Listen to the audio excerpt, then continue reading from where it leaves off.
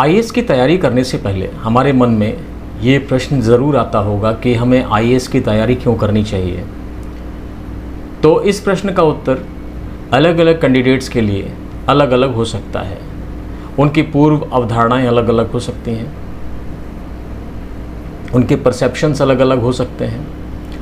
लेकिन जो सामान्य परसेप्शन है लोगों का, उसमें कुछ सामान्य वाक्य आते हैं या सामान्य कंक्लूज़न आते हैं। वो क्या क्या हैं कि अगर आपको देश सेवा करने का कहीं जुनून है, कहीं आप समाज में बदलाव लाने के लिए और सार्थक जीवन जीने के लिए उत्सुक हैं, तो आपको निश्चित तौर पर आईएएस की तैयारी करनी चाहिए।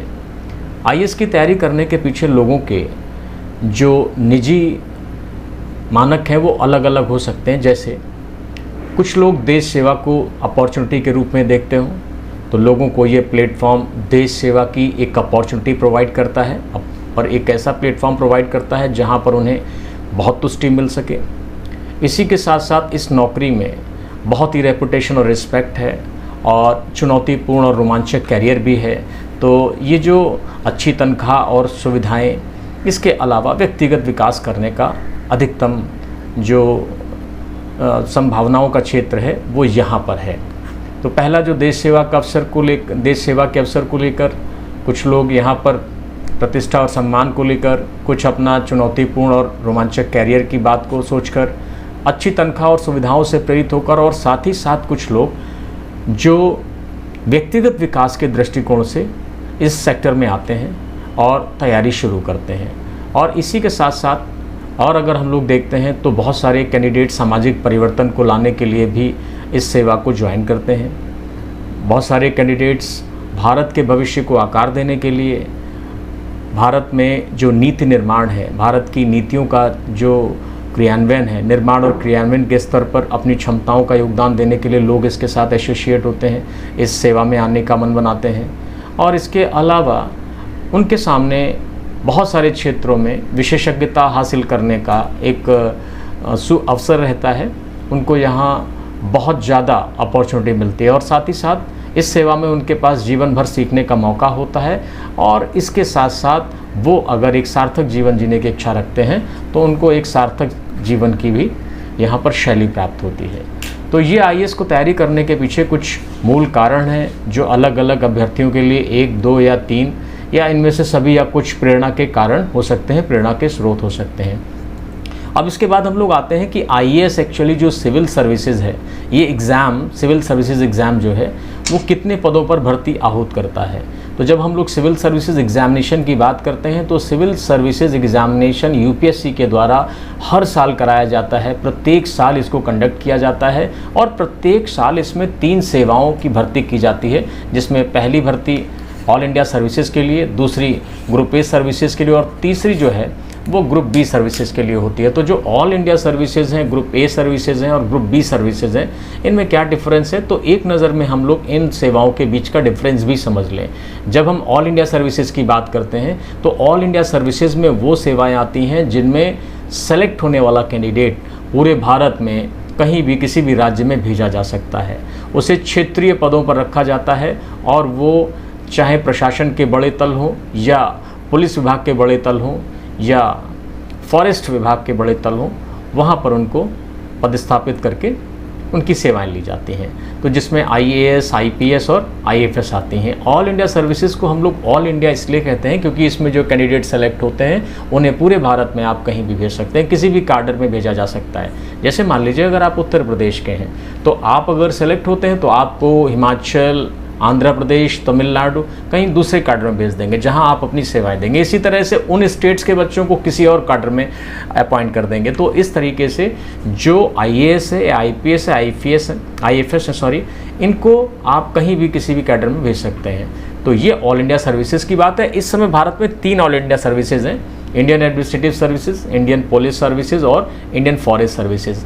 इसके अलावा अगर हम ग्रुप ए सर्विसेज की बात करते हैं तो ग्रुप ए सर्विसेज में एक लंबी लिस्ट है सेवाओं की, जिसमें Indian revenue services, audit and account services, railway traffic services, railway account services, railway personal services, defence account services, information services, Indian postal services and along with civil account services, railway and all other like ITS, Indian Economic Services, Statistical Services, Indian Revenue Services. So here is a list of those all services which are being encompassed in the sector of Group A services.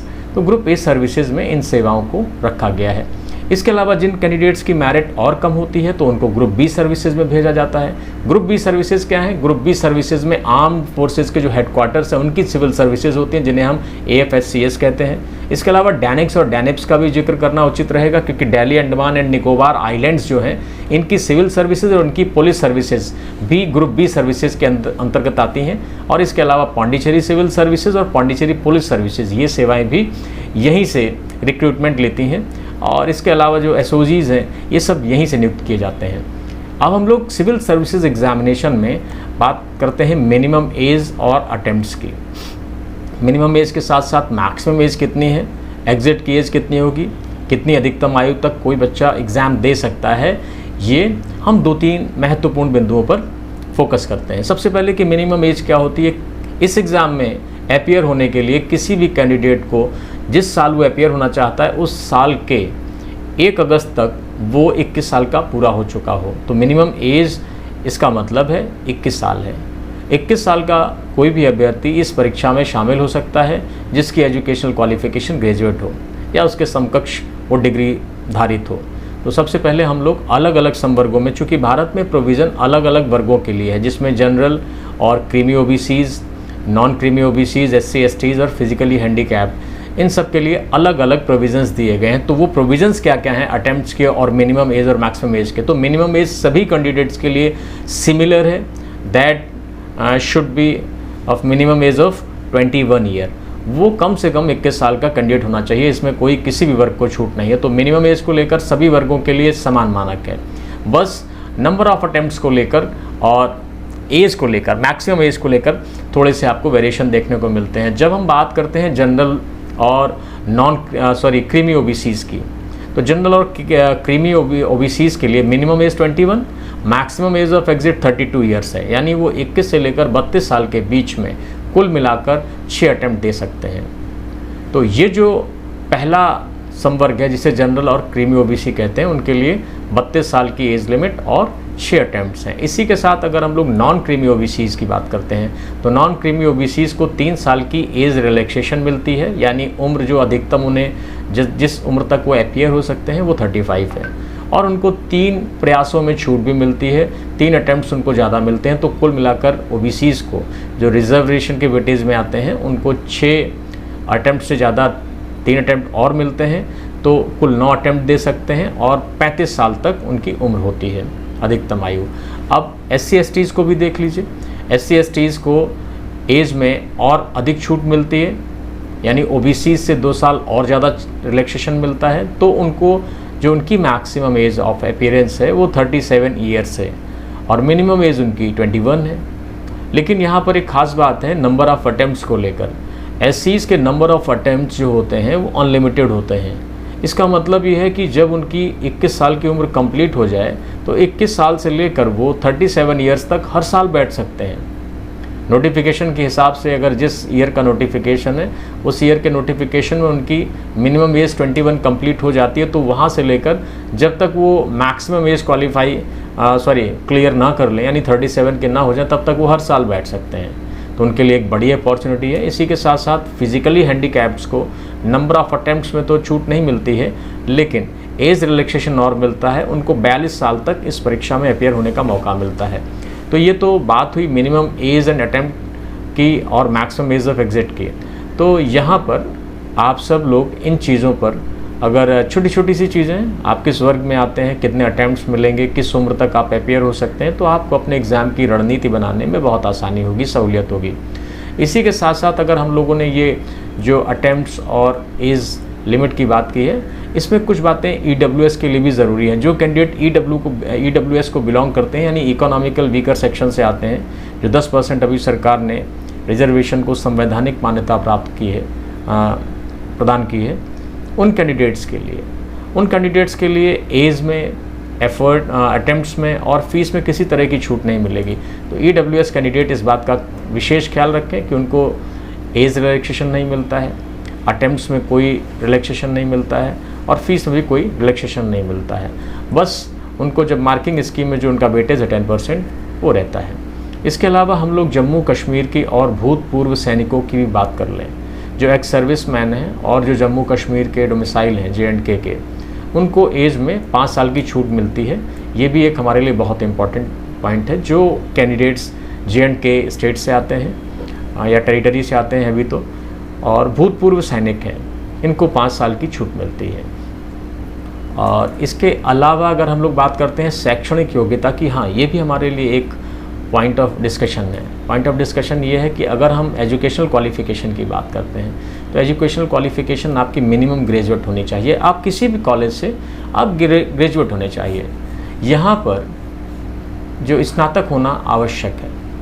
यहाँ पर ये ज़रूरी नहीं है कि आपका कोई भी न्यूनतम प्रतिशत आए, मतलब कोई ये ज़रूरी नहीं है कि आप 60% क्वालिफाई करें तभी आप IAS में बैठ सकते हैं। जैसे UGC में क्या है ना, UGC में आपको पता होगा जो भी बच्चे नेट देते हैं UGC नेट, तो उनको मिनिमम 55% चाहिए होते हैं पोस्ट ग्रेजुएशन में। लेकिन यहाँ ऐसी कोई बाध्यता नहीं है सिविल सर्विसेज में कि न्यूनतम प्रतिशत ग्रेड या CGPA कोई मानक तय कर रखा हो UPSC ने। आप सिंपल ग्रेजुएट होने चाहिए, भले ही आप ग्रेस मार्क्स से पास हो, और उनके पास इस मार्कशीट का होना ही पर्याप्त है। तो ये एजुकेशन में आपको ध्यान रखना पड़ेगा कि आपकी जो एकेडमिक क्वालिफ़िकेशन है वो कितनी होनी चाहिए। फिर एजुकेशनल क्वालिफ़िकेशन में 1-2 सवाल छोटे छोटे से आते हैं आपके मन में। क्या जो ग्रेजुएशन के फाइनल ईयर में है या लास्ट सेमेस्टर में है, क्या वो बच्चे इसमें फॉर्म भर सकते हैं, सिविल सर्विसेज में अपीयर हो सकते हैं?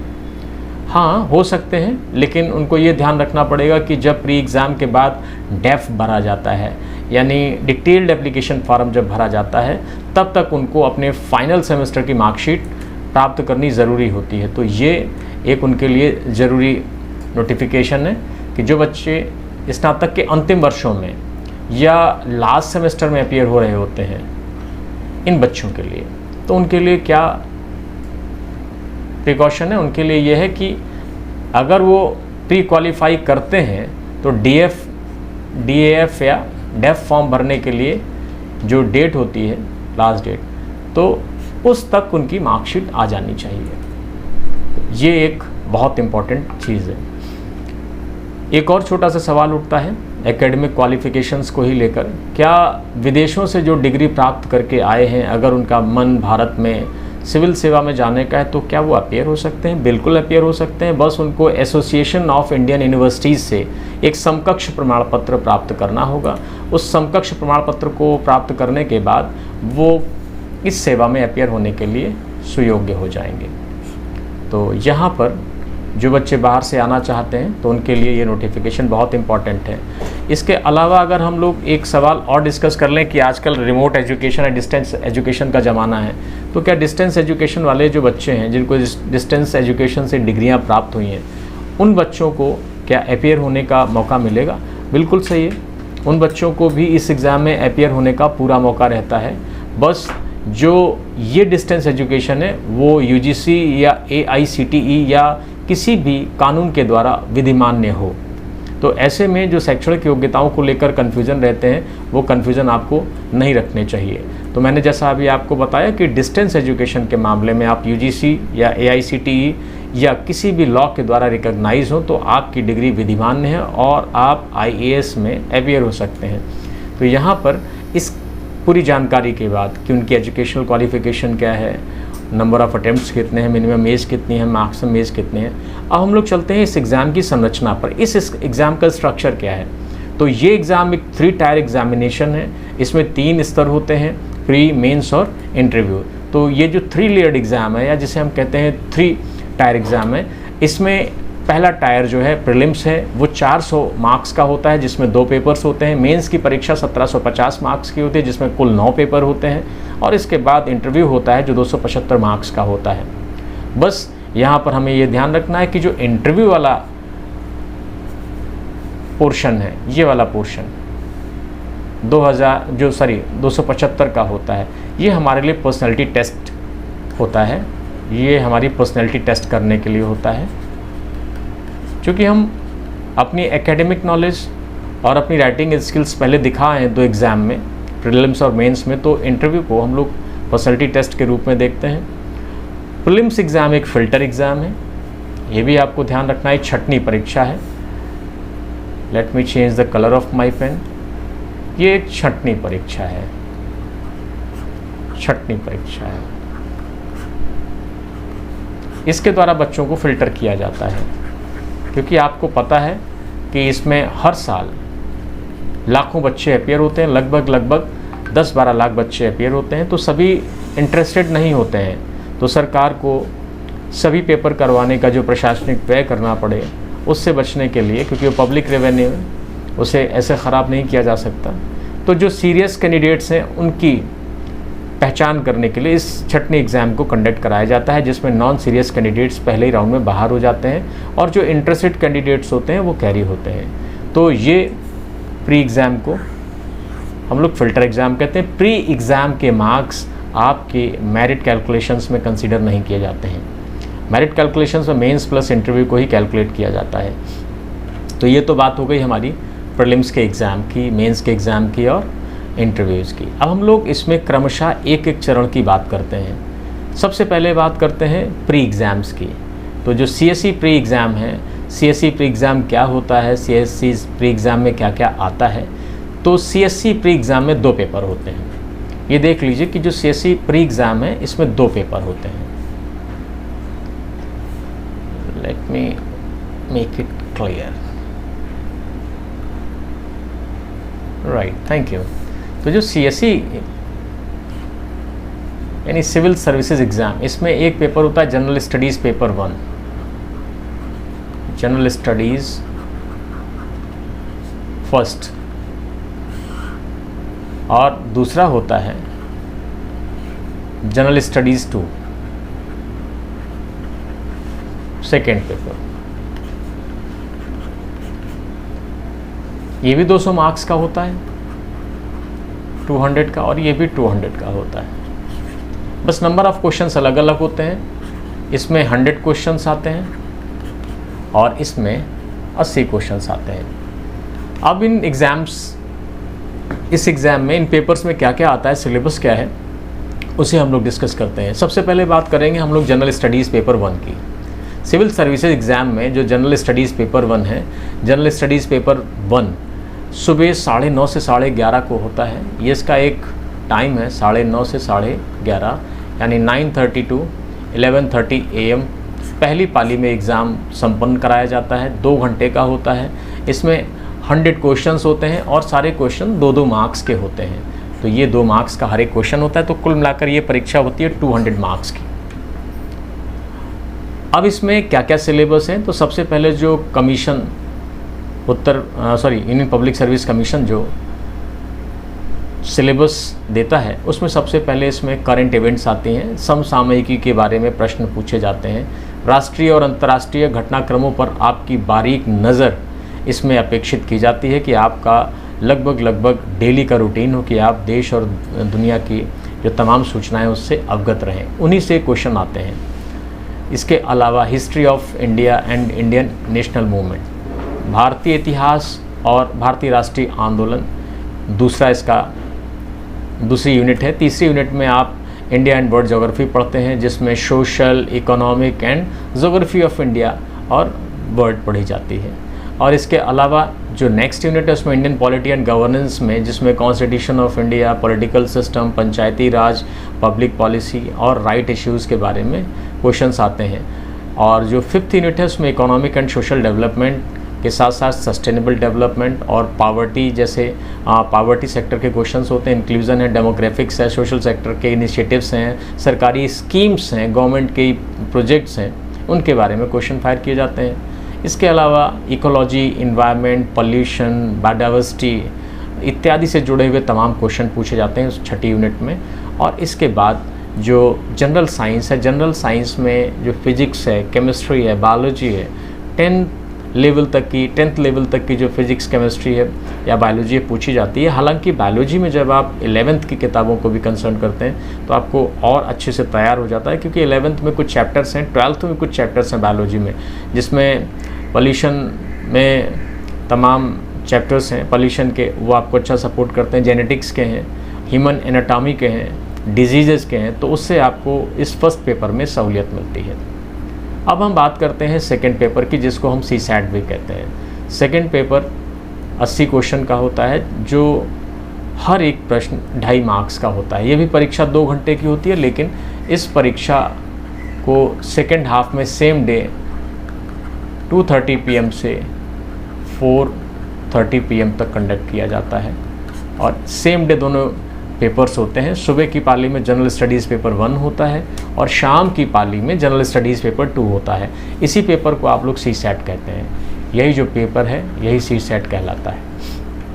अब सीसैट का सिलेबस क्या होता है, तो सीसैट के बारे में पहली चीज़ आप जान लीजिए कि सीसैट वाला पेपर, सेकेंड पेपर, केवल क्वालिफाइंग नेचर का होता है। इस क्वेश्चन पेपर में जो भी आप मार्क्स ऑब्टेन करते हैं उनका कहीं मेरिट कैलकुलेशन में इस्तेमाल नहीं किया जाता। इसमें केवल आपकी ज़रूरत होती है कि आप 33% से इस पेपर को क्वालिफाई कर लें। जब तक आप इस पेपर को क्वालिफाई नहीं करेंगे, पहले वाले पेपर की परफॉर्मेंस का आपके लिए कोई मतलब नहीं है, क्योंकि अगर इसमें फेल हो जाएंगे, दूसरे में आप 100% भी लाते हैं पहले वाले पेपर में, तो वो कैलकुलेट नहीं होगा, ना ही कंसीडर होगा। तो ये जो एग्ज़ाम है, ये एग्ज़ाम क्वालिफाइंग नेचर का एग्ज़ाम है, जिसमें से 80 सवाल 2.5 मार्क्स के आते हैं। इसके सिलेबस की बात करते हैं तो इसमें सबसे पहले आता है कॉम्प्रीहेंशन। कॉम्प्रीहेंशन आज की डेट में बहुत इंपॉर्टेंट हो गए हैं। 28 से 30 सवाल लगातार कॉम्प्रीहेंशन से आते हैं।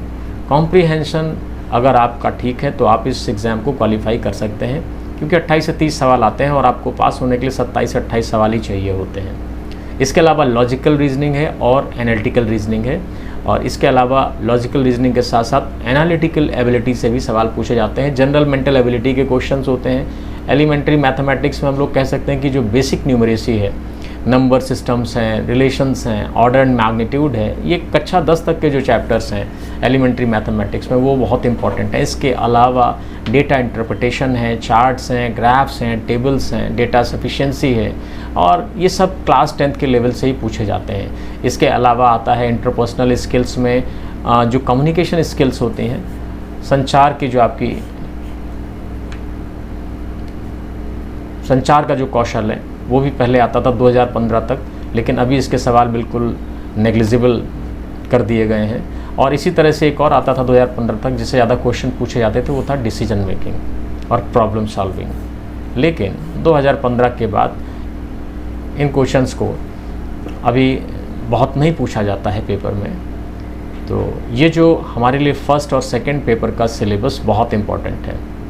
मैं एक बात ज़रूर कहना चाहता हूँ आप सभी कैंडिडेट से, जो बच्चे सिविल सर्विसेज की तैयारी करना चाहते हो, जो चाहते हो कि आपका सिलेक्शन जल्दी हो जाए, तो आपको सबसे पहले वीक में 1 सप्ताह तक केवल प्री और मेंस के जो सिलेबस हैं, आपको पहले सिलेबस रटने होंगे। अगर आपको सिलेबस रटा हुआ है तो आप यकीन मानो कि आपका 20% काम ख़त्म हो जाता है, क्योंकि आप जब भी पढ़ते हैं तो किस तरह की इन्फॉर्मेशन को आपको याद रखना है, किस तरह की इन्फॉर्मेशंस को आपको ड्रॉप करना है, ये आपको तजुर्बा तब आता है जब आपकी एक नज़र में या आपके यादाश्त में, मेमोरी में आपके पूरा सिलेबस होता है। जब सिलेबस सारा आप याद रखेंगे तो आपको सिलेबस से रिलेवेंट चीज़ें अपने आप ग्रिप करने की आदत हो जाएगी। तो सबसे पहले कैंडिडेट्स, आप 7 दिन कुछ मत करिए, पढ़िएगा बाद में। सबसे पहले जिस मैदान में खेलना है उस मैदान के सारे नियम जान लीजिए, उसके प्रॉस्पेक्ट्स जान लीजिए। तो आईएएस देने वाले बच्चे के लिए सबसे बड़ी बात होती है कि उसे आईएएस का सिलेबस पूरा एक सांस में आता है कि नहीं आता है। इससे भी सफलताएं 20% तय हो जाती हैं। ये मेरा अपना निजी अनुभव भी हो सकता है, लेकिन मैंने केवल अनुभव साझा किया है, ये कोई यूनिवर्सल रूल नहीं है। लेकिन आप इस पर विचार कर सकते हैं। अगर मेरी बात अच्छी लगे तो ऐसे आप फॉलो करिए।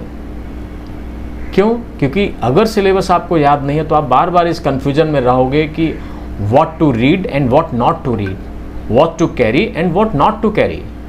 तो what would be the particular answer? The answer would be in the syllabus ना, कि the syllabus, the demand of the syllabus, वो सिलेबस क्या डिमांड करता है। तो पहले सिलेबस पता हो तो उसकी डिमांड पता हो जाएगी। तो सबसे पहले आप 1 सप्ताह लग के पहले आप सिलेबस को ढंग से याद करो, प्री का भी और मेंस का भी।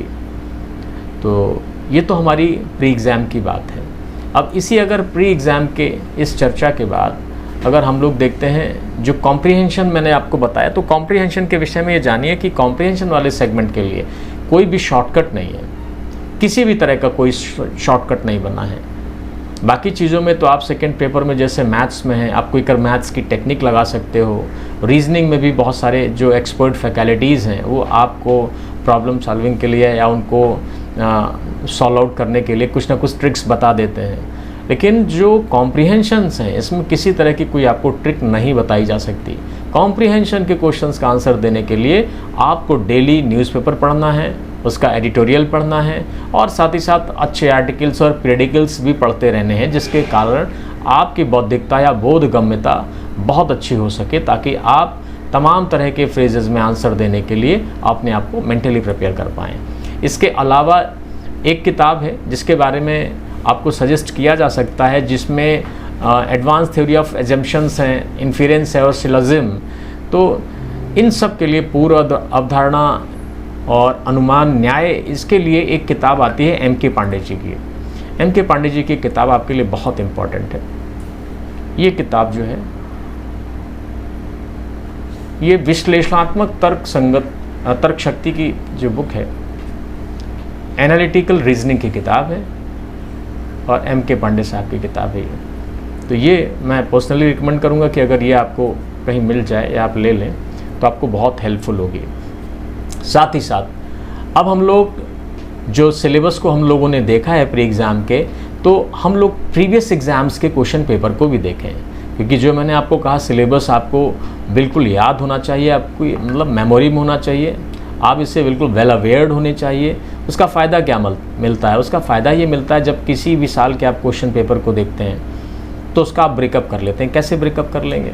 जैसे मान लीजिए मैं पिछले 11 सालों के क्वेश्चन पेपर्स पर एक नज़र डालूं जो फर्स्ट पेपर के बारे में है, तो फर्स्ट पेपर के बारे में पिछले 11 सालों में कुछ इस तरह के ट्रेंड्स रहे, कुछ इस तरह के रुझान रहे हैं। जैसे इकोनॉमी एंड गवर्नमेंट स्कीम्स जो हैं या गवर्नमेंट ऑर्गेनाइजेशंस हैं या इंटरनेशनल ऑर्गेनाइजेशंस हैं, इनके जो क्वेश्चंस आए हैं वो लगभग 15-20 कभी 25 भी हो गए हैं। 2017 और 16 के आसपास 29 क्वेश्चन पूछे गए हैं और 18-19 में लगभग 25 का एवरेज मेंटेन किया गया है। लेकिन आज भी आप सोचिए कि 12-15 क्वेश्चन लगातार आ रहे हैं। अच्छा सेगमेंट है।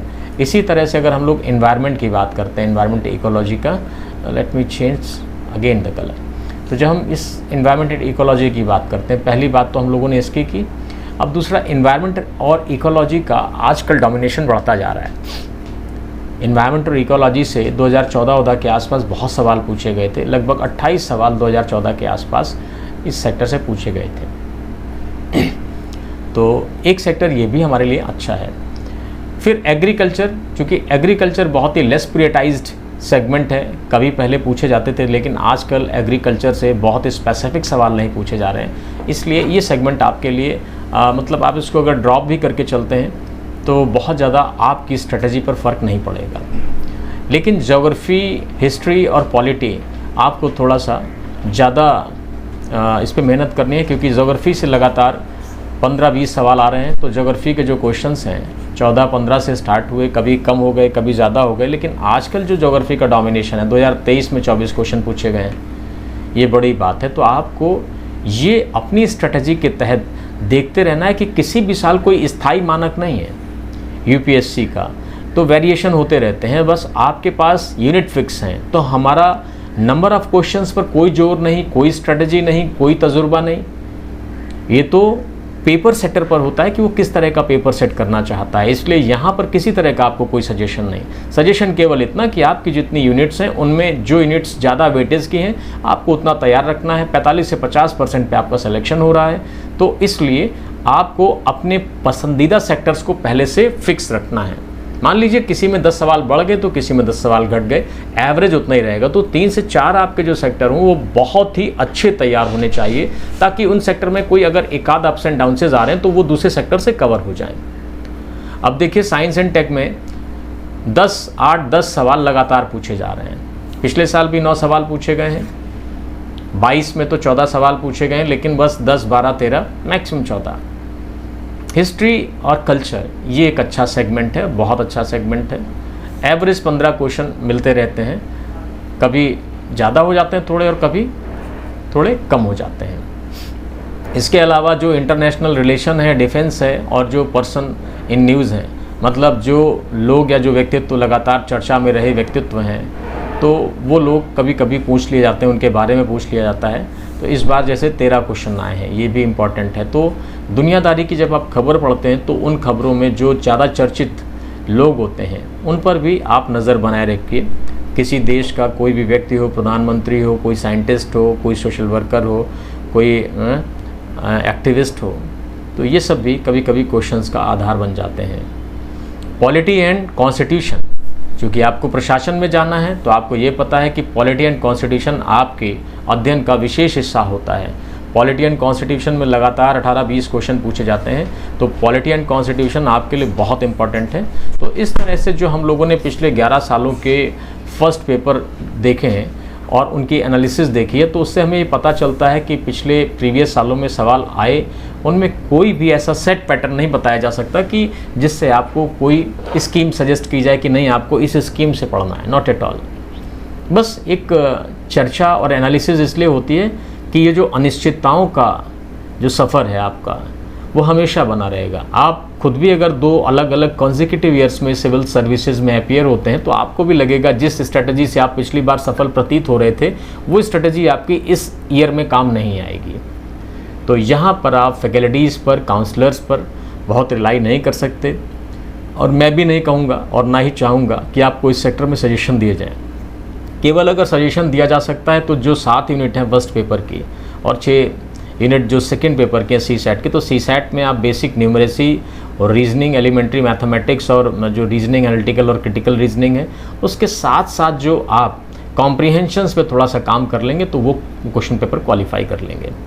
तो ये जो पिछले हम लोगों ने 11 सालों के क्वेश्चन का ब्रेकअप बताया, ये आपके लिए जानना इसलिए ज़रूरी था क्योंकि इसके आधार पर आप भविष्य की रणनीति बनाएंगे। अब अगर हम लोग सेकंड पेपर में देखते हैं कि टॉपिक वाइज अगर सेकंड पेपर के एनालिसिस करते हैं, जैसा अभी मैंने बताया, तो सेकंड पेपर को भी एक बार एक नज़र से देख लिया जाए। सेकंड पेपर में जो ज़्यादा डोमिनेशन है, मैंने कहा ना, जो एलिमेंट्री मैथ्स है, बेसिक न्यूमरेसी है, उसमें से लगातार 10-11 सवाल चलते रहते हैं। कभी कभार भले ही कम हो जाए, लेकिन 2023 में तो या 22 के बाद, 23 के बाद आप देख रहे हैं लगातार 17 के बाद या 14 के बाद आप आते चले जाइए। यहाँ से देखिए, ये एक कांस्टेंट फिगर बना हुआ है लगातार। वैसा ही लॉजिकल एंड एनालिटिकल रीजनिंग के साथ है, 15-20, 20, 18, 19, 15-20 ऐसे लगभग बने हुए हैं। और कॉम्प्रीहेंशन में भी आप देख रहे हैं कांस्टेंट क्वेश्चन है। कॉम्प्रीहेंशन बहुत इंपॉर्टेंट, 30 का एक एवरेज फिगर जो है कॉम्प्रीहेंशंस का, वो क्वेश्चन आ रहे हैं। डिसीजन मेकिंग लेस प्रियोरिटाइज्ड है। डेटा इंटरप्रिटेशन के कभी कभार सवाल आ गए, कभी कभी बिल्कुल भी नलिफाइड हो जाते हैं। तो इसलिए सेकंड पेपर में आप देखते हैं आपके पास 3 यूनिट बहुत इंपॉर्टेंट है। मैथ्स, जिसे बेसिक न्यूमरेसी भी कहते हैं, लॉजिकल एंड एनालिटिकल रीजनिंग और कॉम्प्रीहेंशंस।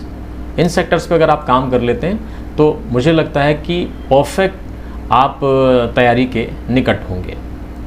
और इसके बाद आती है कि जब आप प्रीलिम्स के बारे में लगभग सब कुछ जान चुके हैं, तो पिछले साल कितने सबसे न्यूनतम कट ऑफ पर सिलेक्शन हुआ है, ये भी आप जानने की चेष्टा करेंगे। तो एक मैं आपको आइडिया देता हूँ पिछले 2-3 सालों का, कि जो 5 एग्ज़ाम हो चुके हैं, पिछले जो प्रीवियस 5 एग्ज़ाम्स हैं, उनमें प्रीलिम्स का कट ऑफ क्या रहा है, इसका एक नज़र में अगर अवलोकन करना चाहें तो हम 2019 से लेकर 2023 के बीच के वर्षों का अवलोकन करते हैं।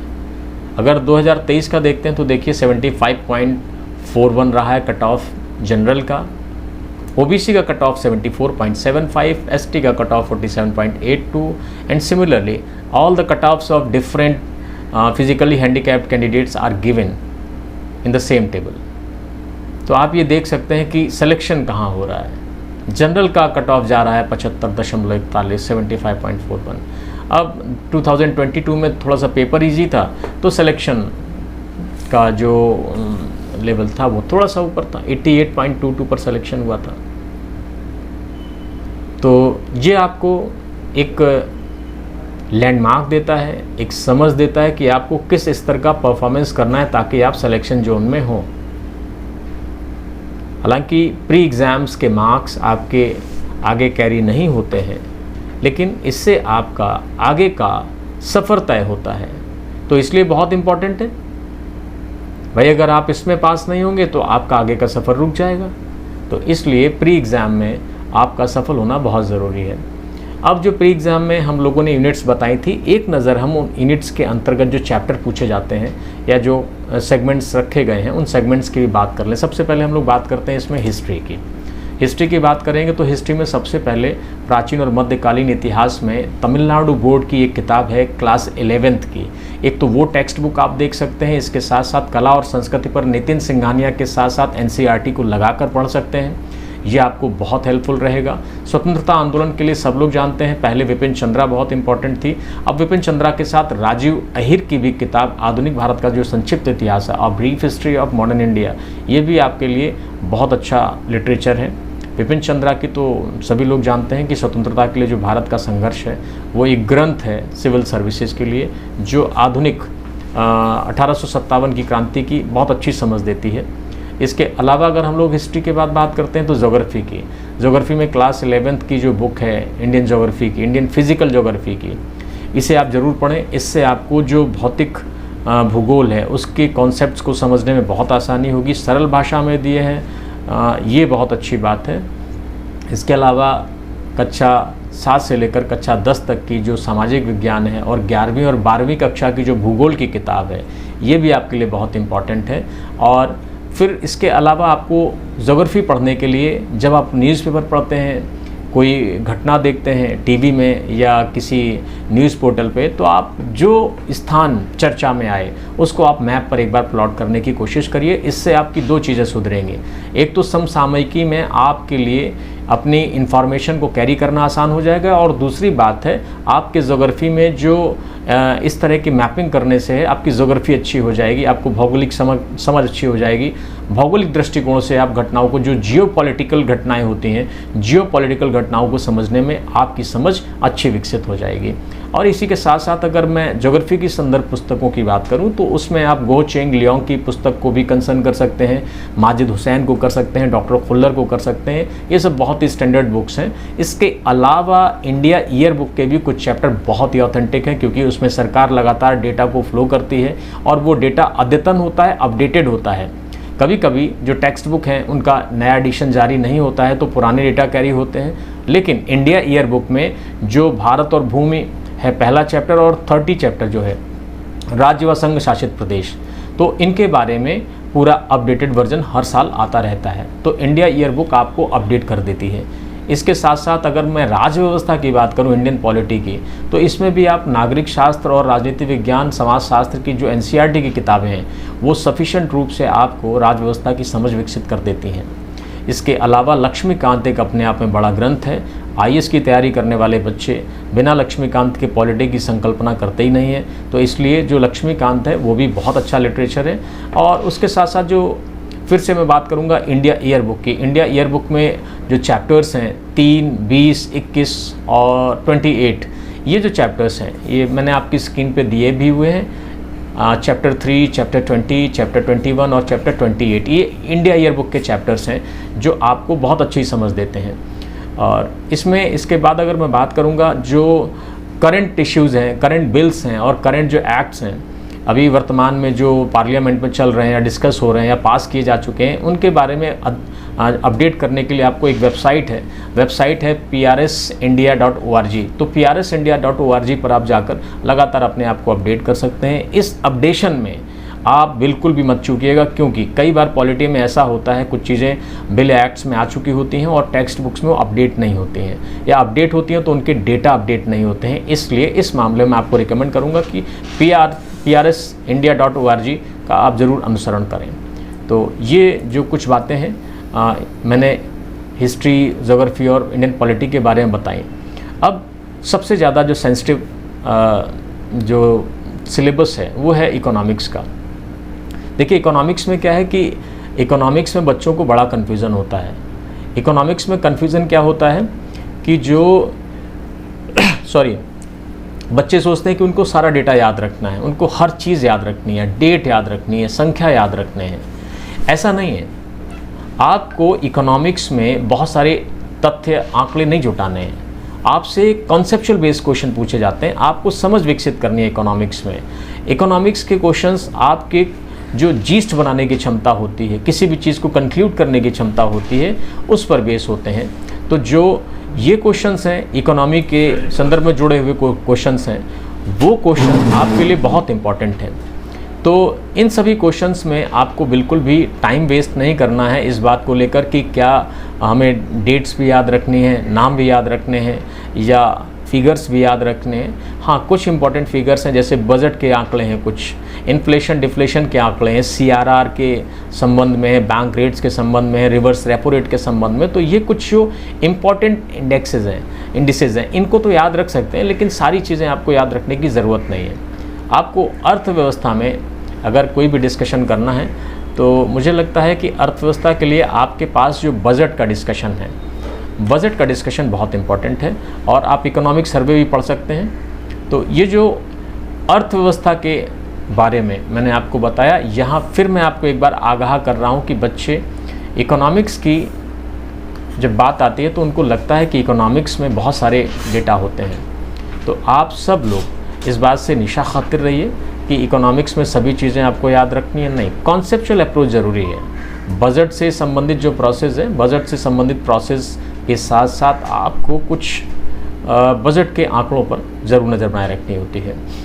तो यहाँ पर हर साल के संघीय बजट को भी आपको देखते रहना है और इकोनॉमिक सर्वे को भी आपको अपडेट रखना है, जो आपको पिछले बजट के अनुसार देश में जो अर्थव्यवस्था का विकास कितना हुआ है, पुराने बजट के हिसाब से क्या पुराने जो लक्ष्य थे वो कितने अटेन हो गए हैं, इस बात की आपको पड़ताल करके देता है। तो ये तो हो गया अर्थव्यवस्था के विषय में कि क्या इसका सिलेबस है।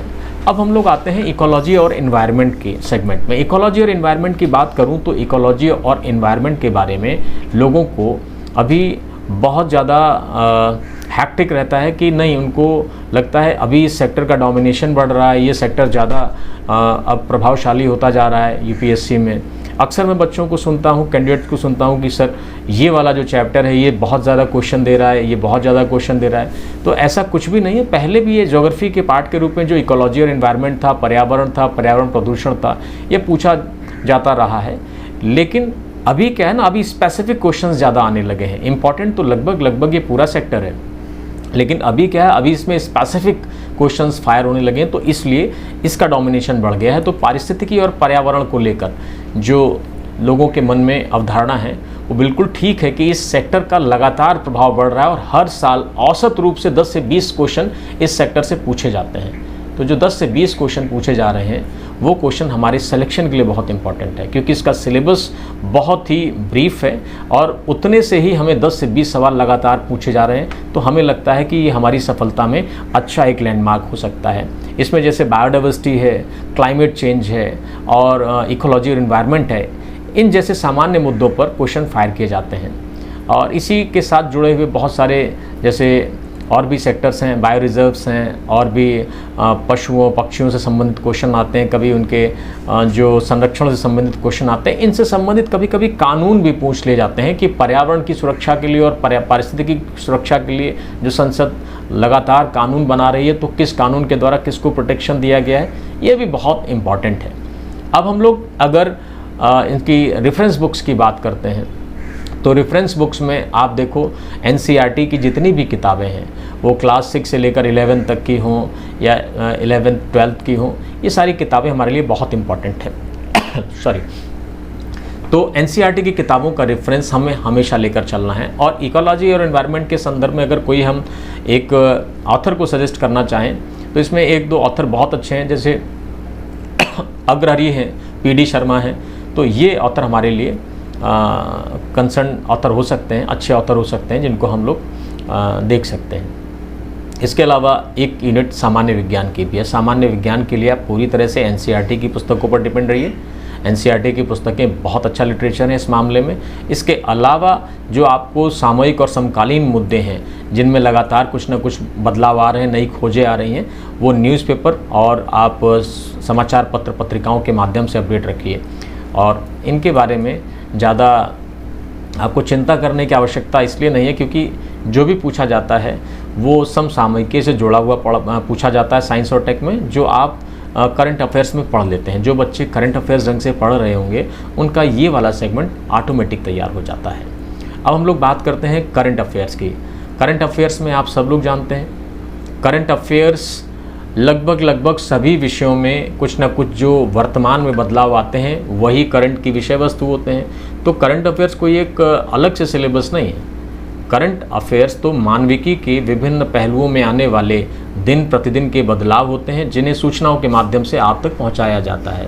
वही करंट अफेयर्स का माध्यम बनते हैं, वही करंट अफेयर्स का आधार बनते हैं। तो अगर मैं कहूं कि करंट अफेयर्स कुछ नहीं है, करंट अफेयर्स डेली रूटीन में आने वाले परिवर्तन हैं जो मानविकी के विभिन्न पहलुओं में आ रहे हैं, तो वही करंट अफेयर्स है। मान लीजिए कहीं मीटिंग हुई, कहीं भूकंप आया, कहीं बाढ़ आई, तो उसके जो कुप्रभाव होते हैं वो एक तो कारण बनते हैं। कहीं का राष्ट्रपति कहीं आया, हमारा राष्ट्रपति कहीं गया, तो इन सब के बारे में जो प्रभावोत्पादक चीज़ें हैं वो ऐसी ही हैं जो मानव के विभिन्न पहलुओं में परिवर्तन से संबंधित हैं, गमन से संबंधित हैं। तो वो सब करंट अफेयर्स की विषय वस्तु हैं। तो करंट अफेयर्स के विषय वस्तु में आप जानते हैं कि बहुत ज़्यादा परेशान होने की ज़रूरत नहीं है। एक नेशनल हेराल्ड का कोई भी पेपर हो, एक राष्ट्रीय स्तर का अच्छा समाचार पत्र हो, आप एनबीटी ले सकते हैं, द हिंदू ले सकते हैं। द हिंदू बहुत सारे अच्छे स्कॉलर रिकमेंड करते हैं और द हिंदू एक बहुत अच्छा साहित्य है करंट अफेयर्स के लिए। उसमें आपकी संपादकीय है, आपके भाषाई संशोधन के लिए भी द हिंदू एक बहुत अच्छा लिटरेचर है।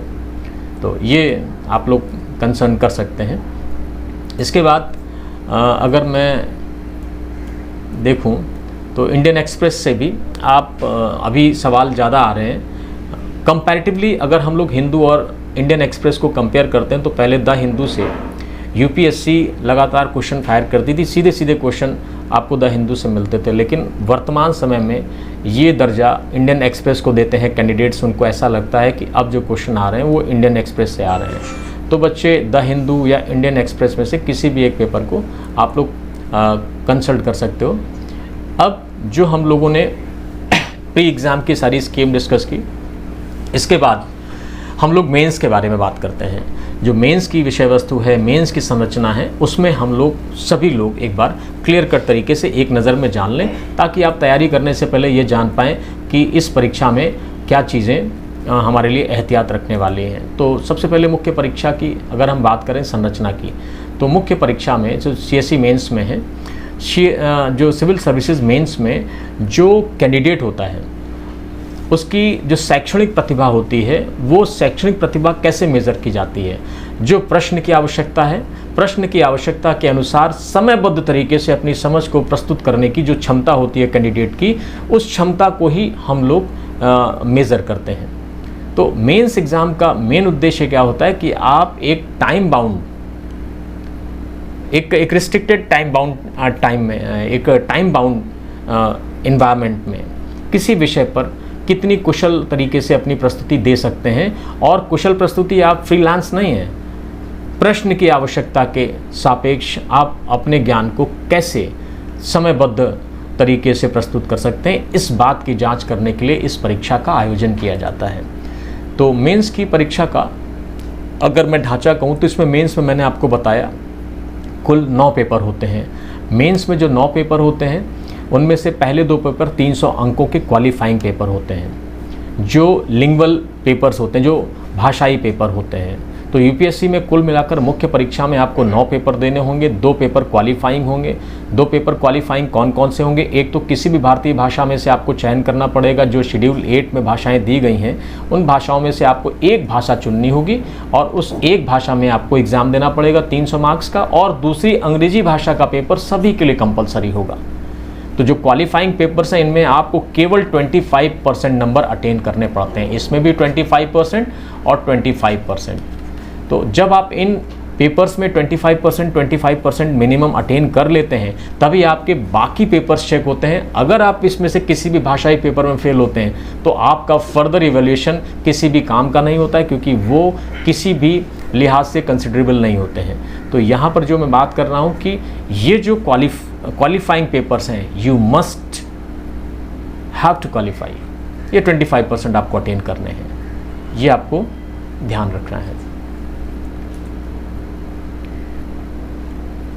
अब जो क्वालिफाइंग पेपर्स हैं इनका एक स्ट्रक्चर देख लीजिए, क्योंकि बाकी के स्ट्रक्चर तो आपको सिलेबस के माध्यम से मैं अभी आगे बताऊंगा, लेकिन जो जनरल लैंग्वेज के पेपर्स हैं, जैसे जनरल इंग्लिश है, जनरल लैंग्वेज है, कोई भी भारतीय भाषा का पेपर है, उसमें क्या स्ट्रक्चर होता है, तो let me paste it on your wall.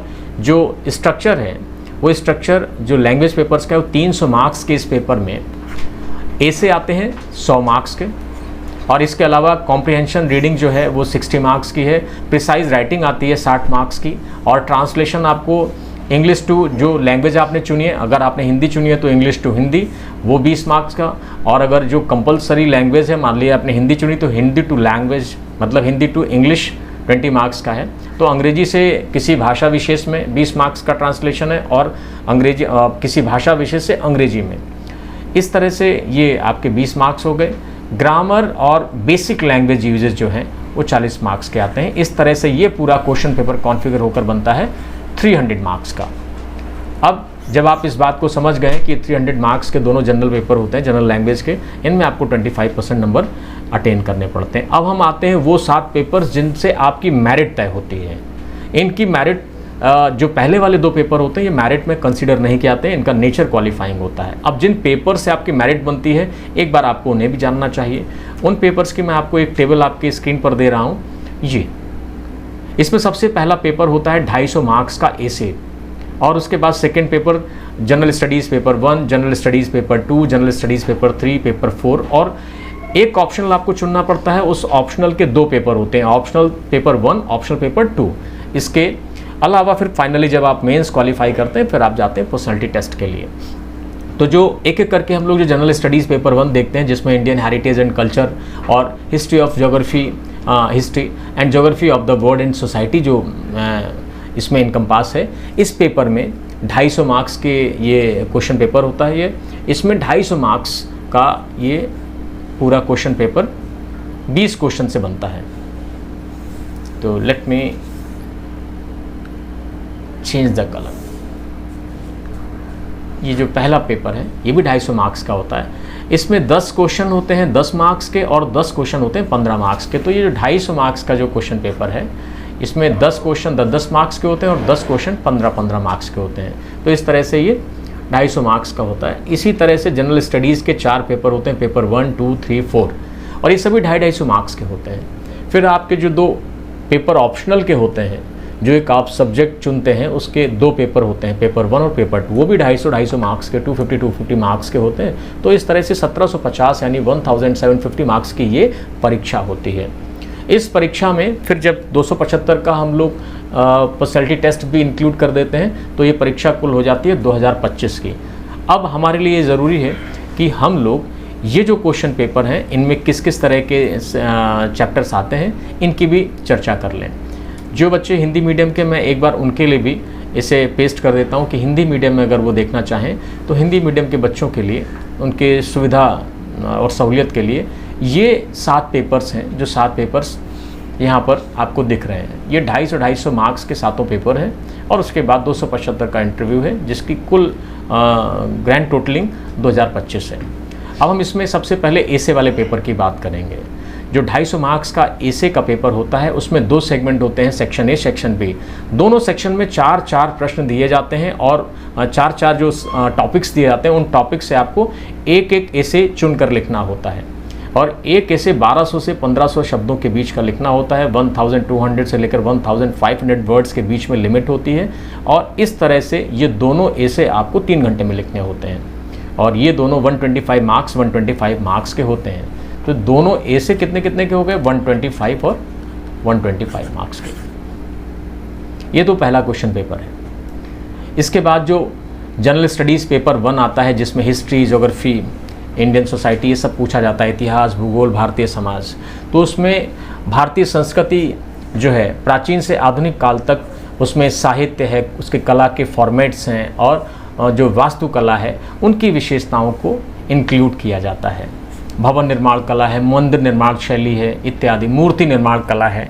इसके अलावा कोई और भी कला के रूप हों उनके बारे में पूछा जाता है। आधुनिक भारतीय इतिहास में जो इम्पॉर्टेंट इवेंट्स हुई हैं, जो व्यक्तित्व हैं, जो पर्सनैलिटीज़ हैं और विशेष मुद्दे हैं जो 18वीं शताब्दी के मध्य तक से लेकर वर्तमान तक जो मुद्दे उठे, यानी 1857 के बाद से ज़्यादा हम इंक्लूड करते हैं, ज़्यादा घटनाएँ, मेजर घटनाएँ, तो ये इस विषय वस्तु में समावेशित रहती हैं। इसके अलावा स्वतंत्रता संग्राम हमेशा कोर टॉपिक रहता है और इसी के इर्द गिर्द बहुत सारे क्वेश्चन घूमते रहते हैं। इसके अलावा स्वतंत्रता संग्राम के जो अलग अलग चरण हैं, उन चरणों में कैसे विकास हुआ, किस तरह से ये अपने पीक पर पहुंचा, कौन कौन लोग इसमें इन्वॉल्व थे, इसके परिणाम क्या क्या आए, इन सब के बारे में जो विषय वस्तु रहती है वो इंक्लूड रहती है। स्वतंत्रता के बाद देश के अंदर एकीकरण और पुनर्गठन को लेकर भी सवाल हमेशा इस विषय में रखे जाते हैं। और अगर हम लोग इसी के साथ इसमें बात करें हिस्ट्री में, तो उसमें वर्ल्ड हिस्ट्री का भी पोर्शन आता है।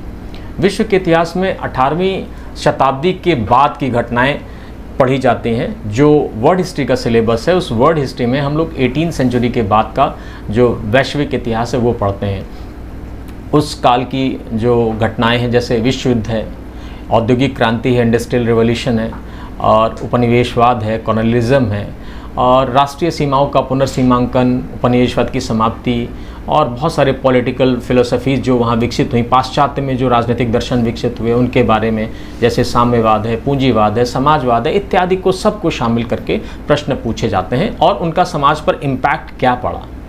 और इसी के साथ साथ आप अगर देखेंगे तो भारत और भारतीय समाज की विविधता जो है, diversity, salient aspects of the diversity of India and Indian society, ये टॉपिक बहुत इंपॉर्टेंट है। और इसी पेपर में, जनरल स्टडीज़ पेपर 1 में, महिलाओं की भूमिका और महिला संगठनों की भूमिका, जनसंख्या से संबद्ध मुद्दे, गरीबी और डेवलपमेंट यानी गरीबी और पर्सपेक्टिव प्लानिंग जो है, इनसे संबंधित जो विषय हैं, शहरीकरण है, अर्बनाइजेशन है और उनकी समस्याएं और उनके निराकरण के संबंध में तमाम प्रश्न पूछे जाते हैं।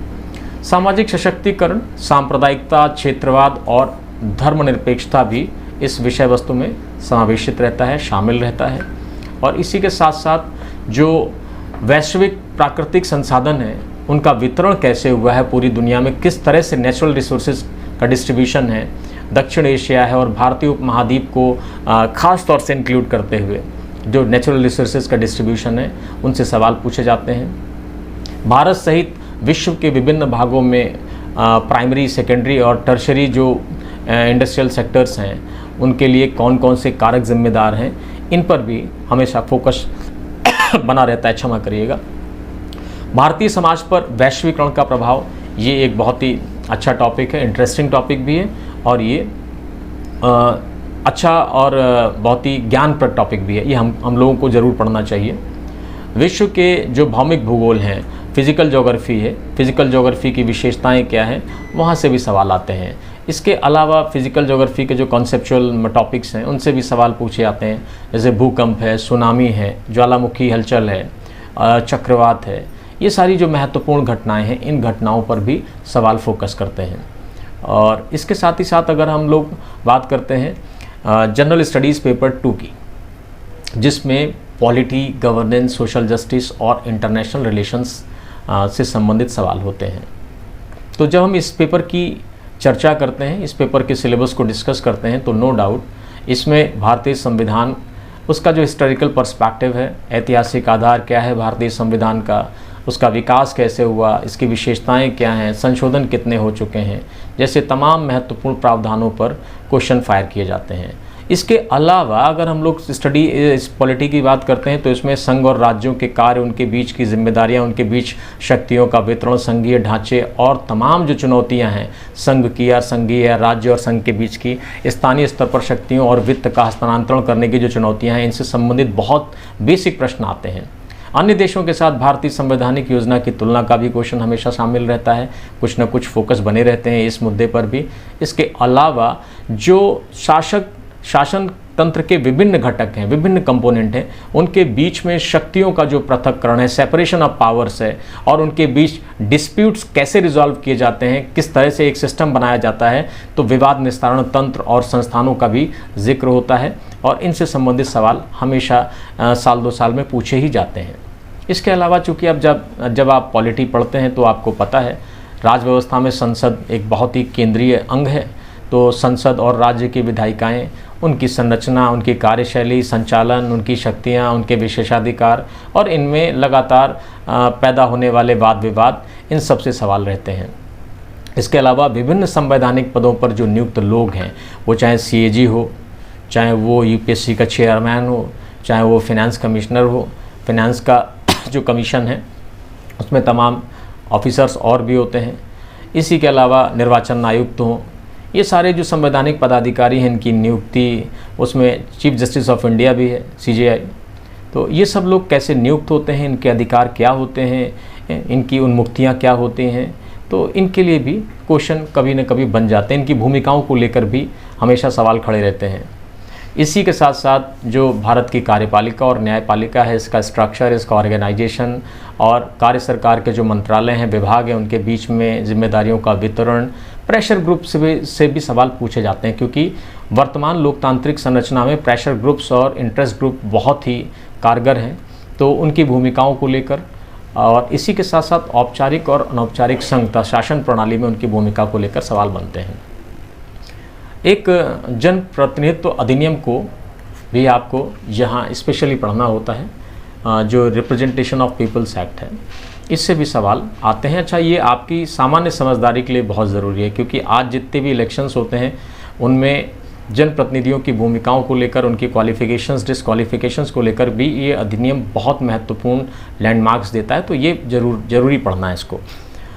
और सरकारी जो नीतियाँ हैं, सरकारी नीतियों के साथ साथ विभिन्न क्षेत्रों में विकास के लिए जो हस्तक्षेप है और उनके अभिकल्पन तथा कार्यान्वयन के कारण मुद्दे उत्पन्न होते हैं, उनसे संबंधित सवाल आते हैं। और जब हम इस क्वेश्चन पेपर में और भी थोड़ा सा ब्रॉड होकर सोचते हैं तो इसमें सांविधिक, विनियामक और विभिन्न अर्धन्यायिक निकाय जो शामिल होते हैं, उनके कार्य, उनकी प्रणाली इत्यादि भी पूछी जाती है। केंद्र राज्यों द्वारा जो जनसंख्या के प्रति अति संवेदनशील वर्गों के लिए कल्याणकारी योजनाएं जो बनाई जा रही हैं और इन योजनाओं को कैसे निष्पादित किया जा रहा है, इन योजनाओं को कैसे धरातल पर पहुंचाया जा रहा है, इन सब के बारे में भी सवाल रहते हैं।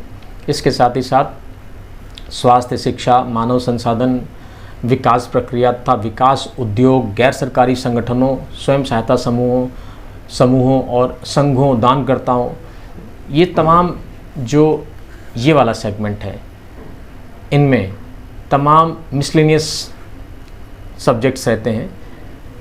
तो जो आपके डेवलपमेंट से कंसर्न रखते हैं, वेलफेयर से संबंध रखते हैं, तो इसमें आपको जो डेवलपमेंट प्रोसेसेस हैं, तमाम रोल लोगों के अलग अलग सेक्टर्स के रोल, जिसमें NGOs का है, सेल्फ हेल्प ग्रुप का है, वो सब शामिल होते हैं। तो ये भी आपके लिए बहुत ही इम्पॉर्टेंट है।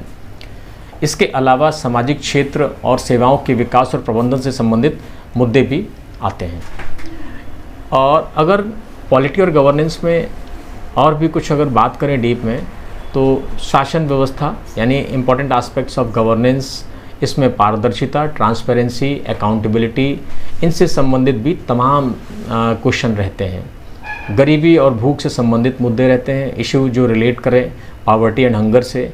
लोकतंत्र में सिविल सेवाओं की भूमिका, ये एक बहुत ही इम्पॉर्टेंट टॉपिक रहता है। और ये बहुत ही इम्पॉर्टेंट इसलिए है क्योंकि किसी भी लोकतंत्र की सफलता के पीछे ब्यूरोक्रेसी का बहुत बड़ा रोल रहता है। तो सिविल सेवाओं की भूमिका लोकतंत्र में बहुत महत्वपूर्ण है। इसके साथ ही साथ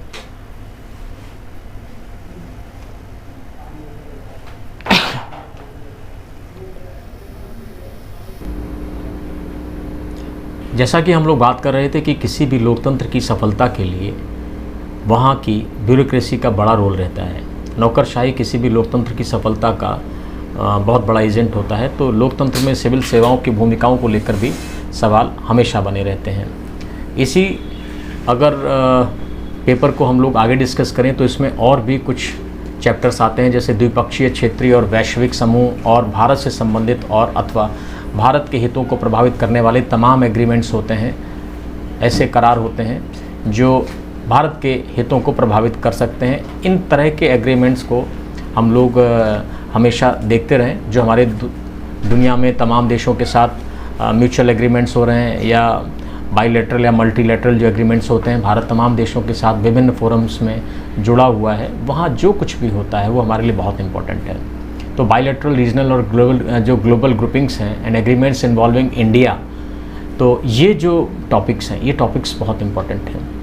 भारत और पड़ोसी देश या भारत के इसके पड़ोसी देशों के साथ संबंध, ये भी हमारे लिए बहुत ही कंसर्निंग टॉपिक है।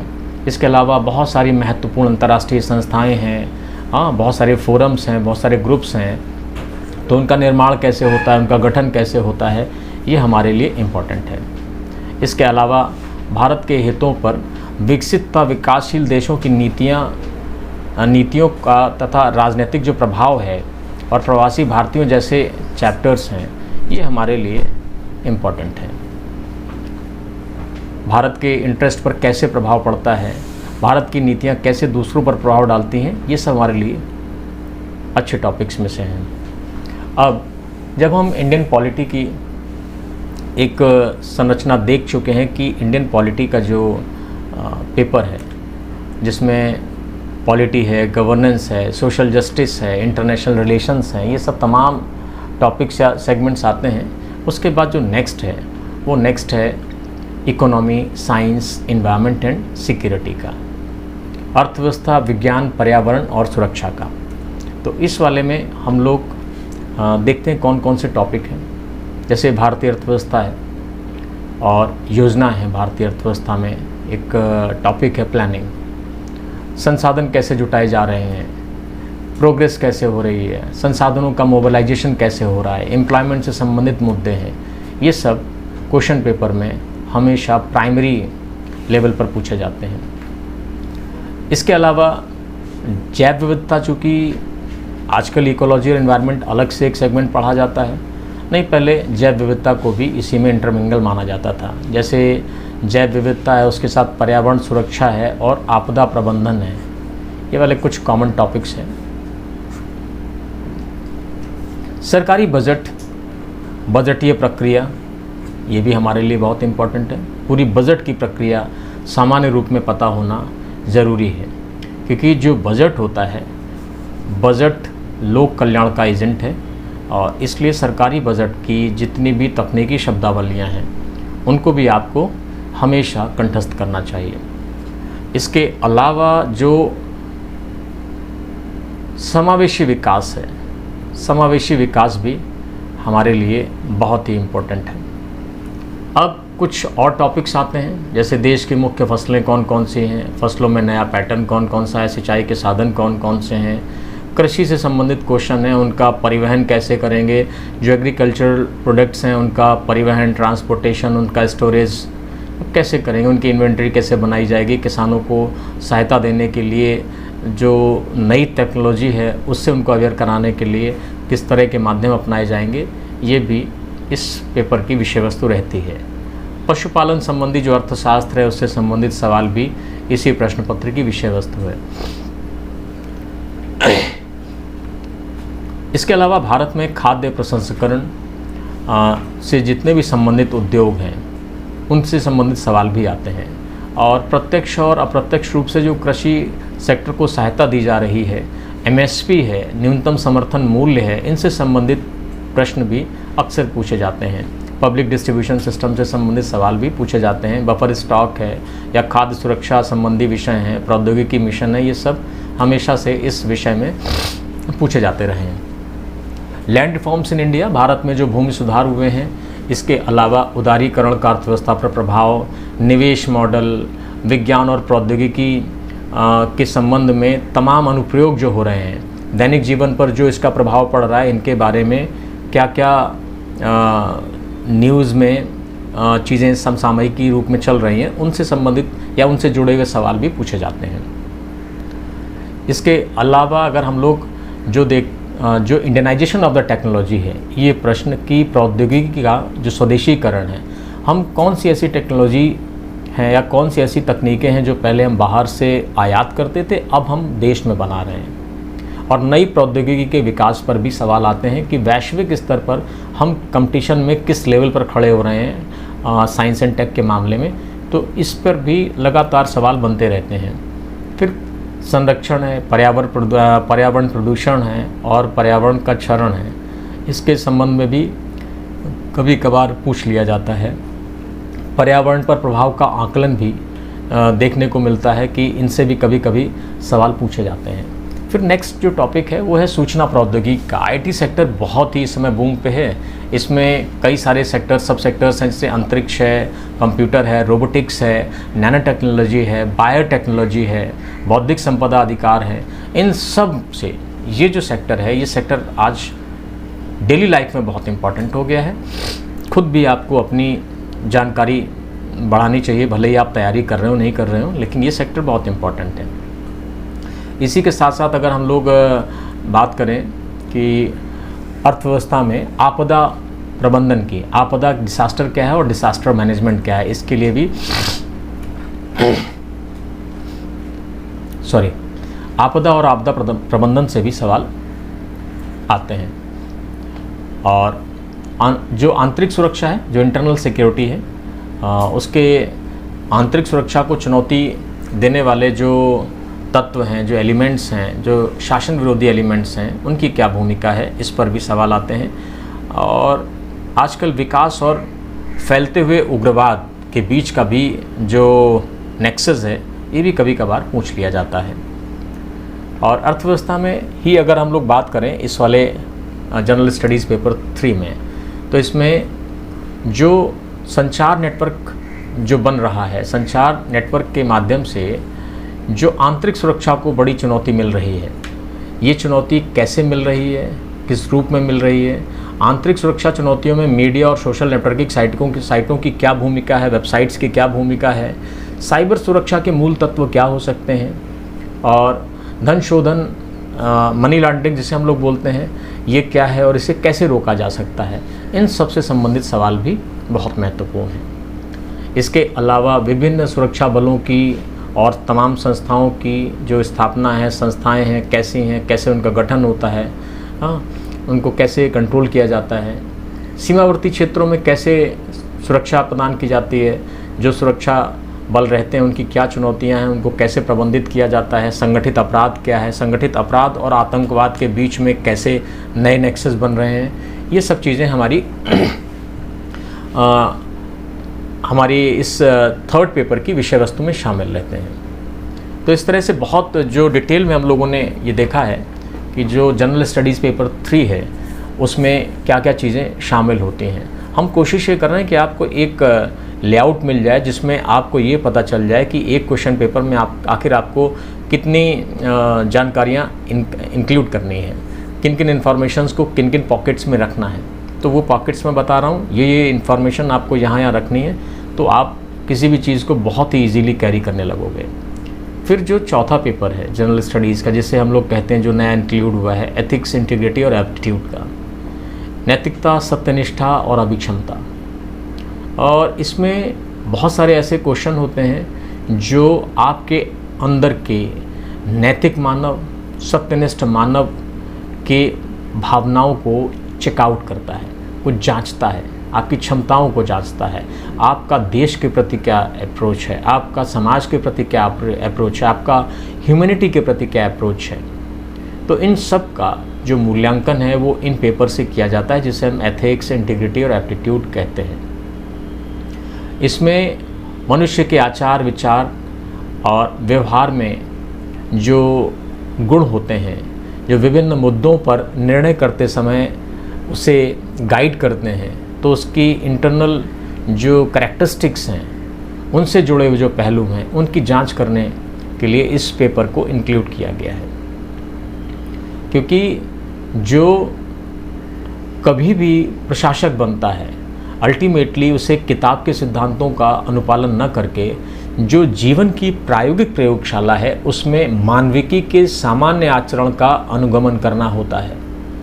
इसके द्वारा उसको रोज़ नई चुनौतियों का सामना करना पड़ता है। ऐसे में उसके अंदर नैतिकता कितनी है, वो अपनी ड्यूटी के प्रति सत्यनिष्ठ कितना है, देश के प्रति कितना समर्पित है, और उसके अंदर बुराई का विरोध करने की कितनी क्षमताएं हैं, ये सब बहुत ही मैटर करता है।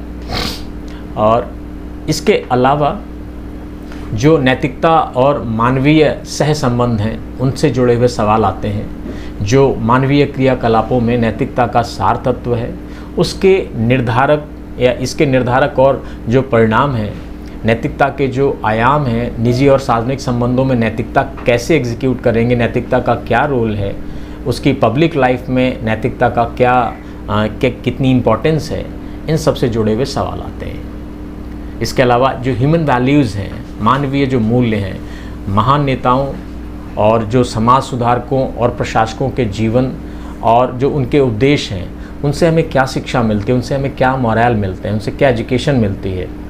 मूल्यों को विकसित करने में परिवार, समाज और शैक्षणिक संस्थाओं की क्या भूमिका होती है, ये बहुत इम्पॉर्टेंट है। जो ह्यूमन वैल्यूज़ को इनकलकेट करे, वो परिवार कितना रोल प्ले करता है उसमें इनकलकेशन ऑफ ह्यूमन वैल्यूज़ में, सोसाइटी कितना रोल प्ले करती है, शैक्षणिक संस्थाएं क्या भूमिका रखती हैं, इनसे जुड़े हुए सवाल भी बहुत इंपॉर्टेंट होते हैं। इसके अलावा जो आपका एटीट्यूड है, एटीट्यूड क्या है, एटीट्यूड किसे कहते हैं, एटीट्यूड का स्ट्रक्चर क्या है, ये कैसी वृत्ति है, किस तरह की विचारधारा है, ये सब इनसे जुड़े हुए प्रश्न आते हैं।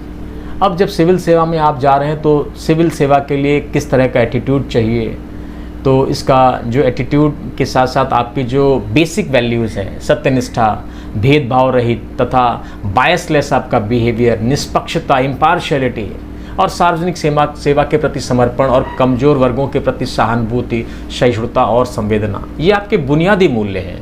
कोई भी सिविल सर्वेंट जब इस सेवा में जाता है तो उससे अपेक्षा की जाती है कि वो देश के गरीब, गुरबा, मजदूर या किसान के प्रति एक सद्भाव रखे। तो ये कुछ अच्छे प्रश्न हैं। इसके अलावा भावनात्मक समझ क्या होती है, उसकी अवधारणाएं क्या हैं, प्रशासन और शासन के स्ट्रक्चर में उन्हें कैसे उपयोग किया जा सकता है, भावनात्मक समझ को, इससे जुड़े हुए सवाल आते हैं। और इसके अलावा भारत और विश्व के जो नैतिक विचारक रहे हैं, जो एथिकल थिंकर रहे हैं और जो दार्शनिक रहे हैं, उनका क्या कंट्रीब्यूशन रहा है फिलोसोफर्स का, इससे जुड़े हुए सवाल आते हैं। अब जब हम यहाँ तक हम लोगों ने एथिक्स और इंटीग्रिटी की बात की, तो लोक प्रशासन में इसकी बहुत ही ज़रूरत होती है। ये आप समझिए कि जो एथिक्स है और इंटीग्रिटी है, वो पूरी लोक प्रशासन की आत्मा है। क्योंकि लोक प्रशासन में अगर एथिक्स और इंटीग्रिटी नहीं है तो पूरा लोक प्रशासन केवल और केवल सबल हाथों का एक टूल बनकर रह जाएगा। लोक प्रशासन में जो मूल्य हैं और नैतिकता है वो बहुत इम्पॉर्टेंट है। इसकी तमाम समस्याएं आती हैं। आज इसकी स्थिति बहुत ही कमज़ोर है लोक प्रशासन में, इसीलिए आप देखते हैं तमाम लोकतांत्रिक देश बहुत सारी आंतरिक और बाह्य समस्याओं से जूझ रहे हैं। ये कहा जाता है कि अगर कभी भी सभ्यताएं जन्म लेती हैं, सभ्यताएं सफल होती हैं, सभ्यताएं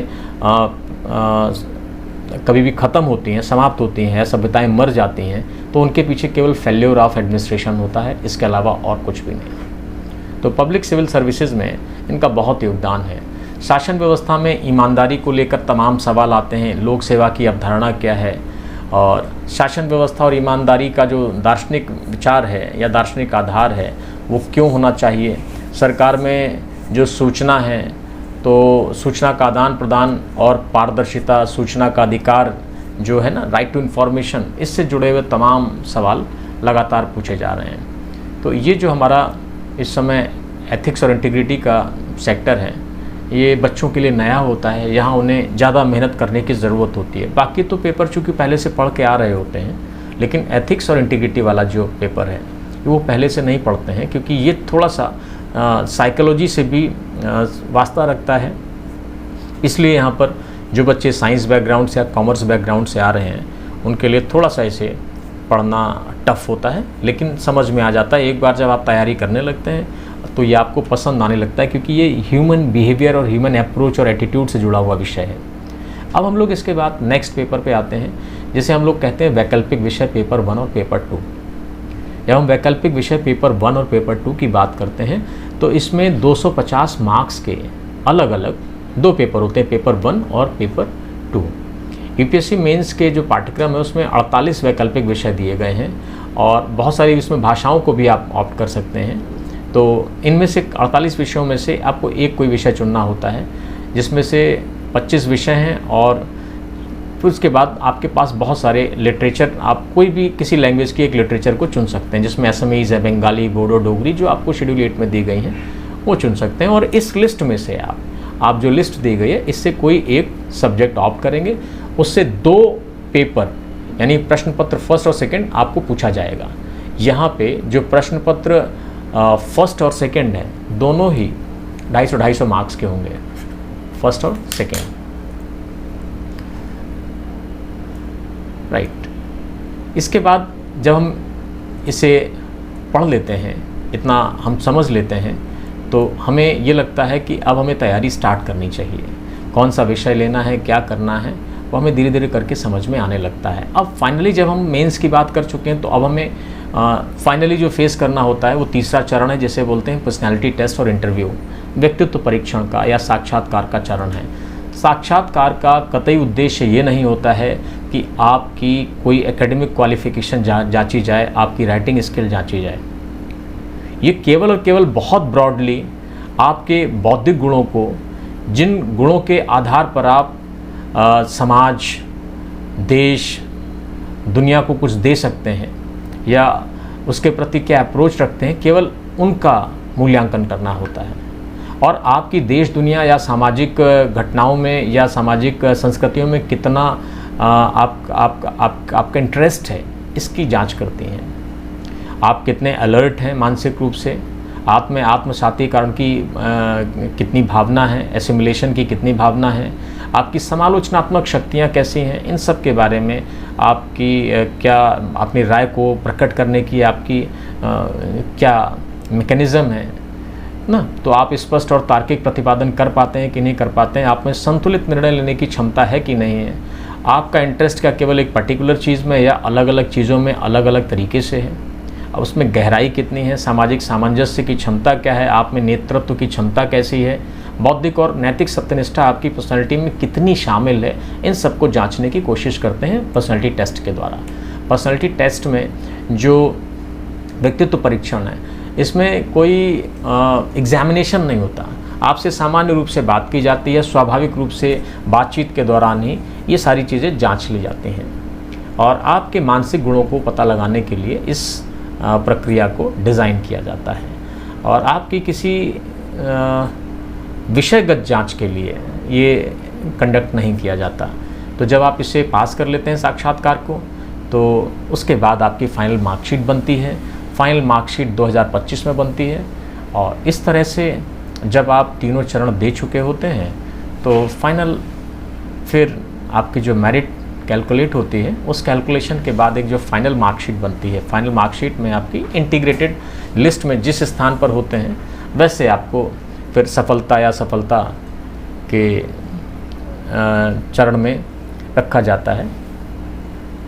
तो जो तीनों चरणों के बाद फाइनल मार्कशीट होती है, फाइनल मार्कशीट का कैलकुलेशन आपके मेंस और इंटरव्यू के मार्क्स को देखकर होता है। फिर इसी से तय करते हैं कि आप सफल होते हैं, असफल होते हैं, अगर सफल होते हैं तो किस रैंक पर जाते हैं, यहीं से तय हो जाता है। आपने बहुत धैर्यपूर्वक इस चीज़ को देखा, बहुत बहुत शुक्रिया, थैंक यू।